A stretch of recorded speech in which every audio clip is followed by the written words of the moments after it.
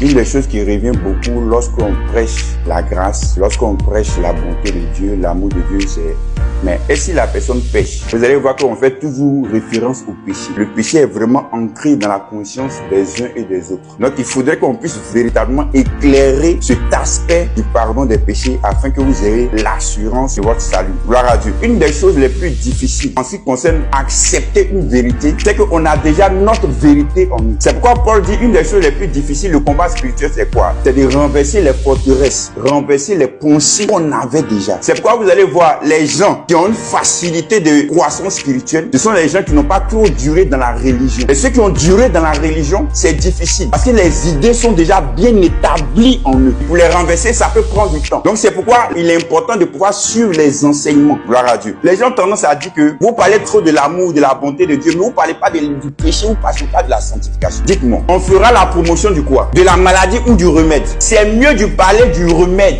Parce que c'est en sachant le remède, en connaissant le remède et en utilisant le remède, tu vas sortir de la maladie. Au lieu de parler tout le temps des ténèbres, vaut mieux parler de la lumière. Pour que la personne étant exposée à la lumière puisse sortir des ténèbres. Donc plus tu apportes la lumière de l'œuvre que Christ a accomplie, plus tu es dans le repos. Dis Amen. C'est pourquoi nous nous exposons Christ. C'est pourquoi nous présentons Christ. C'est pourquoi nous proclamons Christ. Pourquoi? Parce que Christ est le remède du péché. Dis Amen. Gloire à Dieu. Une des choses que vous devez comprendre lorsqu'on parle du péché, c'est que c'est par rapport à Dieu qu'on pêche. Parce que Dieu est le juge de la terre. C'est Dieu qui détermine ce qui est péché. Regardez, c'est bien de restaurer une relation à cause d'un mal que tu as fait vis-à-vis de quelqu'un. Mais il faut comprendre d'abord que ton péché déteint d'abord par rapport à ta relation avec Dieu. Parce que c'est Dieu qui est le juge de toutes choses. Avant que la loi de Moïse arrive, on dit le péché était dans le monde. Maintenant, pour quel péché le déluge a frappé les hommes? Qui peut me dire? Personne. Parce qu'on dit avant la loi, le péché n'était pas imputé. C'est-à-dire, le péché n'était pas mis sur le compte des gens. On ne savait pas qu'il y avait un péché qu'on appelait le péché, entre guillemets, d'adultère. Parce que c'est dans la loi qu'on dit tu ne commettras point d'adultère. On ne savait pas qu'il y a un péché qu'on appelait la convoitise. C'est dans la loi qu'on a mis tu ne convoiteras pas. Il n'y avait pas un péché qu'on appelait le mensonge. Pourquoi? Parce que c'est dans la loi qu'on dit tu ne mentiras pas. Donc, avant que la loi ne vienne, on ne peut pas identifier le péché des gens. C'est pourquoi déjà, on ne peut pas dire que dans à Sodome et Gomorrhe, c'est le péché de l'homosexualité. Parce qu'ils étaient déjà pécheurs avant que les anges ne viennent. La Bible n'a pas dit que c'est à cause du péché de l'homosexualité que Sodome et Gomorrhe doit être détruit. Pourquoi? Parce qu'il y a encore l'homosexualité aujourd'hui. Donc les nations doivent être détruites. Et dans quelle nation n'a pas l'homosexualité?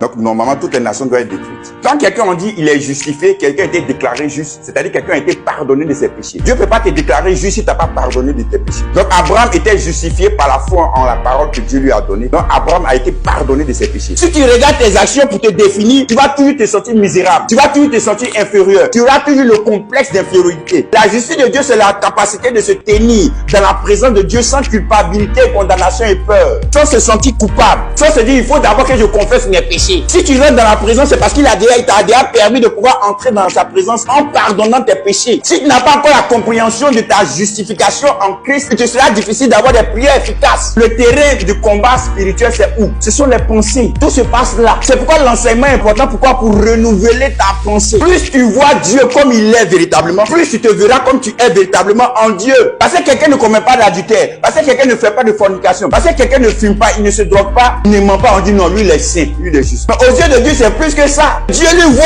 au cœur. Le jugement de Dieu n'est rien d'autre que le refus de la présence de Dieu. Quand tu rejettes la présence de Dieu, quand tu rejettes Dieu, tu es dans le jugement. Gloire à Dieu. Tu ne peux pas venir vers Dieu par tes œuvres pour être justifié. Mais tu peux venir vers Dieu que par le sacrifice. Donc le sacrifice que Abel a fait n'était rien d'autre que l'image de ce que Christ allait venir faire plus tard. Et c'est pourquoi Dieu l'a justifié. Souvent quand on pense à la loi, surtout aux vêtements, la femme ne portera pas un vêtement d'homme. Mais on dit aussi, tu ne dois pas porter un vêtement où il y a deux espèces de fils différents, deux espèces de matières différentes. Donc il ne faut pas te focaliser sur le fait seulement non, la femme ne portera pas un vêtement d'homme, la femme ne portera pas un pantalon. Et toi-même on dit il ne faut pas porter un habit de deux espèces de filles différentes. Avoir Christ dans son foyer, dans son mariage, c'est le mariage le plus beau. Bien aimé, chacun de nous sait dans le mariage, on vient avec notre mentalité différente, on vient avec nos éducations différentes, on vient avec nos conceptions de la vie différentes, on vient avec nos repères différents. Donc ce n'est pas une évidence. C'est Christ qui nous unit et qui nous solidifie. La dernière fois, j'ai prêché que quoi? Que quand Christ est venu mourir et ressusciter, il est venu supprimer la loi. Il a dit, je ne suis pas venu abolir la loi. Je suis venu l'accomplir. En d'autres termes, Christ a fait à notre place ce que nous ne pourrions pas faire par nos propres capacités. Donc Dieu ne nous exige plus de le faire. La loi n'a jamais été pour le non-juif. Donc avant moi, je n'étais pas sous la loi. J'étais pécheur. J'accepte, je péchais. Mais je n'étais pas sous la loi de Moïse. Je ne suis même pas de près ou de loin concerné par la loi de Moïse. Parce que je ne suis pas juif. Gloire à Dieu. Que Dieu vous bénisse. On va prier dans ce sens.